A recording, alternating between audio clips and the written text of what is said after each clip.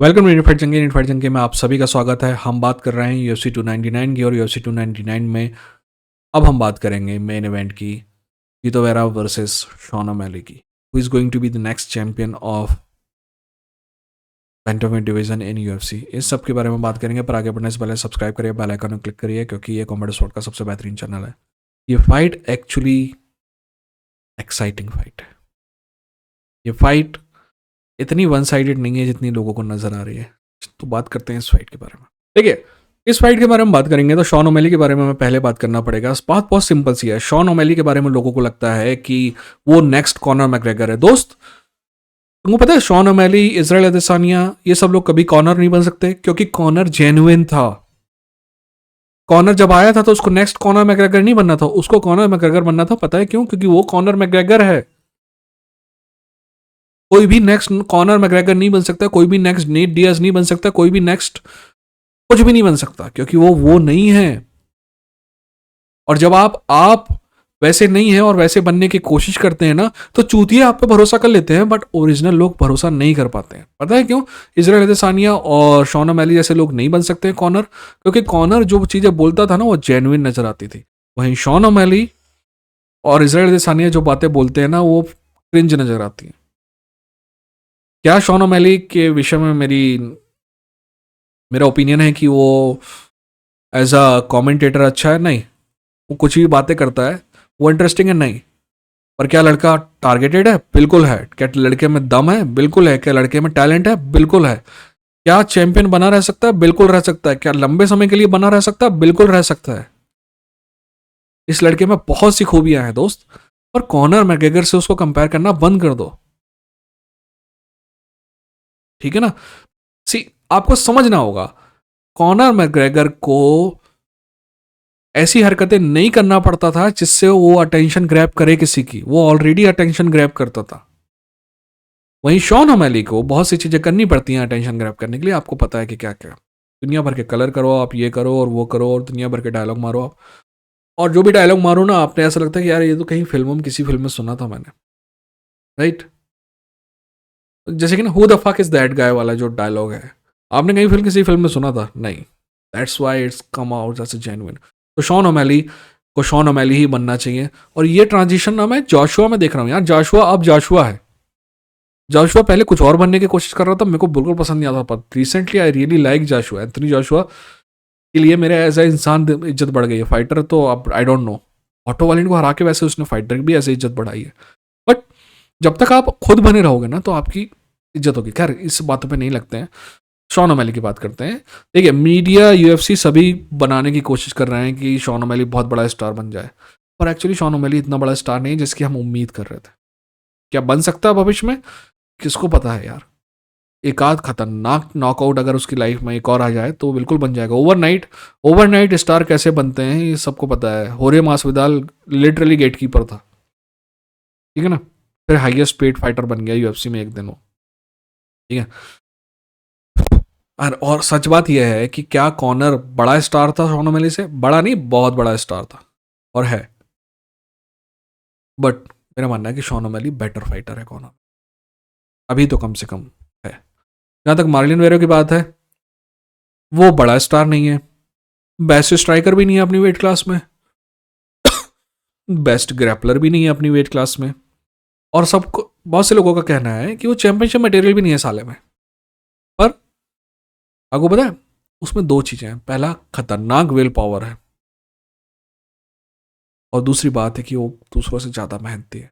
दोस्त, हमेशा उन लोगों से डरना जो तुमसे ज्यादा मेहनत करने को तैयार है। हो सकता है कि तुम में ज्यादा टैलेंट हो सकता है तुम में ज्यादा अकल हो, बट उन जो मेहनत करने वाला है ना, वो इन सब चीजों को ओवरकम कर लेता है। थोड़ी देर के लिए ही सही, बट कर लेता है। इसीलिए ये फाइट जो है, इतनी भी एक तरफा फाइट नहीं है। चलिए अब फाइट की बात कर लेते हैं। ठीक है, जहां तक टेक्निकली स्ट्राइक, पहले स्ट्राइकिंग की बात कर लेते हैं। जहां तक स्ट्राइकिंग की बात है ना, टेक्निकली शॉन न सिर्फ बेटर है चीतों से, बल्कि बहुत ज़्यादा बेटर है। यार, पिछली फाइट के बारे में बात कर लेंगे। पिछली फाइट के बारे में सच ये है कि जब तक वो चोट नहीं लगी थी, कि शॉन ओमैली, जब तक चोट नहीं लगी थी ना, तो वो शॉन ओमैली उस फाइट में बहुत आगे चल रहा था। आगे नहीं, बहुत आगे चल रहा था। और चोट भी तो आखिर चीतों की वजह से ही लगी ना। दाओ ना वो वाला चीतो वेरा है आज, ना वो वाला शॉन ओमेली है आज, तो उसको अपन छोड़ देते हैं। अब अपन वापस से फाइट पे आते हैं। जहाँ तक स्ट्राइकिंग की बात है, टेक्निकली शॉन ओमेली बहुत शानदार स्ट्राइकर है। और बताए आपको, ये बात भी समझनी होगी कि ये लड़का जो है ना, अपने एक कोच के साथ घूमता रहता है, और इसकी सारी जो थिंकिंग है ना, ये इन दोनों ने मिलकर की है। ये बहुत ज़्यादा अंडररेटेड टीम है। जितनी वैल्यू आप शॉन की करते हैं ना, उतनी वैल्यू आपको उसके कोच की भी करनी होगी दोस्त। वो आदमी सिर्फ एक ही आदमी पर लगा हुआ है, उसका सिर्फ एक ही पीपल है, और कोई पीपल नहीं है उसके। जहाँ तक पावर की बात है, साले दोनों में वन पंच नॉकआउट पावर है, दोनों में। वो आपको फिनिश कर सकते हैं। जहाँ तक किकिंग की बात है, ये मतलब यार अपन, जैसे कि ना मान लो कि जस्टिन गेची और जो होसे ऑल्डो की फाइट होती ना, अगर वो बराबर किसी वेट क्लास में होते तो हमें देखने को मिलता है कि दोनों शानदार किकर है यार। और ये दोनों भी शानदार किकर, बहुत शानदार किकिंग गेम है दोनों का। ठीक है ना। अब स्टाइल की बात कर लेते हैं। स्ट्राइकिंग में देखिए, स्टाइल ना शॉन ओमैली का, लोगों को लगता है कि वो ऑफेंशियली बहुत अच्छा स्ट्राइकर है। तो शॉन ओमैली दो तरीके से फाइट करता है, राइट। शॉन ओमैली अपनी जगह पे खड़ा होकर सही तरीके से स्ट्राइक करता रहता है। वो अपनी रेंज जो है, क्योंकि शॉन ओमैली के हाथ बहुत लंबे, रेंज हमेशा उसका एडवांटेज रहता है, तो अपनी रेंज पे अच्छी स्ट्राइकिंग करता है। बट जो मनी शॉट होता है ना, जिससे वो फाइट जीतता है, उसके लिए वो काउंटर स्ट्राइकर बन जाता है। शॉन ओमैली चाहता है कि आप एक पंच मिस करें, और जब आप पंच मिस करते हैं ना, वही परफेक्ट टाइम होता है शॉन ओमैली के लिए अपना पंच डिलीवर करने का। ये मनी शॉट की बात कर रहा हूँ, नॉर्मल स्ट्राइकिंग में वो ऐसा नहीं करता है। और जब वो पीछे हट रहा होता है ना, तब वो चाहता है कि आप जो है मिस करें। जब वो पीछे हट रहा होता है, चाहता है कि आप मिस करें, और जैसे ही आप मिस करते हैं ना, तो उसका काउंटर पंच आता है। तो बेसिकली जहां तक पावर पंचिंग की बात है ना, Shawn O'Malley devastating counter puncture है। ठीक है। डिफेंस शॉन ओमैली का ठीक ठाक है, एक्चुअली अच्छा है, काफ़ी अच्छा है, ठीक ठाक नहीं। चीतों से मुकाबला करें तो बहुत ज़्यादा अच्छा है। जहाँ तक चीतों का है कि चीतों का नाम, चीतों का स्टाइल जो है रैकलेस है, और डिफेंस अच्छा है चीतों का।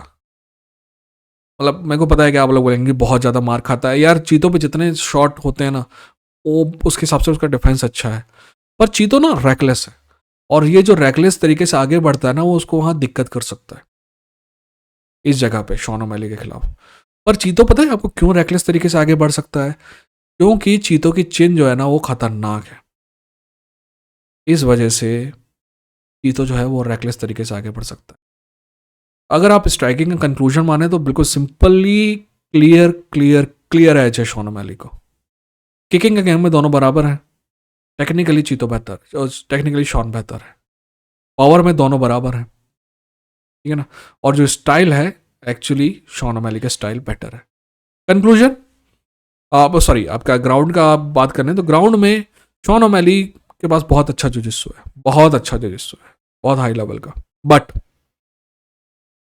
चीतो अगर टॉप पे आ गया ना आपके, तो आप दिक्कत में है। और ये वाली प्रॉब्लम क्यों हो सकती है? क्योंकि हमने देखा है कि शॉन ओमैली अच्छा टेक डाउन डिफेंस है, बट चीतो को बार बार टेक डाउन करने की जरूरत नहीं है। चीतो को मेराब टाइप बार बार टेक डाउन करने की जरूरत नहीं है, क्योंकि आपको दो तीन बार ही चीतो लेके जाएगा। और चीतो जब टॉप पे होता है ना, रोज ग्राउंड एंड पाउंड चीतो का बहुत खतरनाक। इवन आप शॉन ओमैली वाली फाइट में भी आपको देखेंगे, बहुत गंदा तरीके से वो निपटाता है सामने वाले, अगर ग्राउंड पे ले जाए तो, है ना। और ये जो कमी है शॉन ओमैली के टेक डाउन डिफेंस में, और ये जो डेवास्टेशन है चीतों का, यही जीत का रास्ता है चीतों। शॉन ओमैली के जीत का रास्ता स्ट्राइकिंग से होके जाता है, पर चीतों की जीत का रास्ता ग्राउंड एंड पाउंड से होके जाता है। ओवरऑल मेरा मानना है कि ये फाइट जो है वो 60-40 फाइट है। 60% चांस है शॉन ओमैली के जीतने के, 40% चांस है चीतों के जीतने के। दिमाग, दिल कहता है कि अभी आपने मत पूछो, मेरे को पता नहीं कुछ। दिमाग कहता है कि क्लियरली शॉन ओमैली को जीतना चाहिए। ऐसा होता तो चीतों पे लगाया जाता, क्योंकि ऑड्स बेहतर मिलते। ठीक है, आप बताइए आपको क्या लगता है? ठीक है ना। ये था इनफैक्ट जंग की। मिलेंगे अगले वीडियो के साथ, तब तक अपना ख्याल।